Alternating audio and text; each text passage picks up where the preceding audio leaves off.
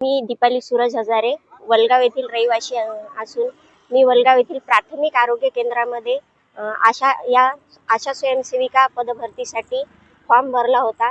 त्यांनी दिनांक 2 डिसेंबर 2025 ला पहिली मुलाखत सविस्तररित्या मुलाखत घेऊन पूर्ण मुलाखत झाल्यानंतर जी लिस्ट पाठवण्यात आली होती ती लिस्ट प्राथमिक आरोग्य केंद्र वलगाव येथील वैद्यकीय अधिकाऱ्यांनी हेतू परस्पर लपून ठेवली आणि ती लिस्ट कुठेही डिक्लेअर न करता त्यांनी ती जवळच ठेवली।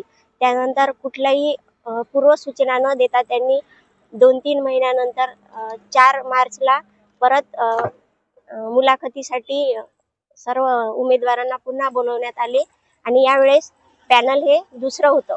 त्यांनी समिती सुद्धा नवीन घेण्यात आली आणि त्या भरतीमध्ये कुठल्याही प्रकारची पारदर्शकता नव्हती। मी प्रियंका सचिन खैरकर वलगाव येथील रहिवासी असून मी वलगाव प्राथमिक आरोग्य केंद्रात आशा सेविकेसाठी फॉर्म भरला होता। त्यानुसार पहिल्यांदा मुलाखत घेण्यात आली।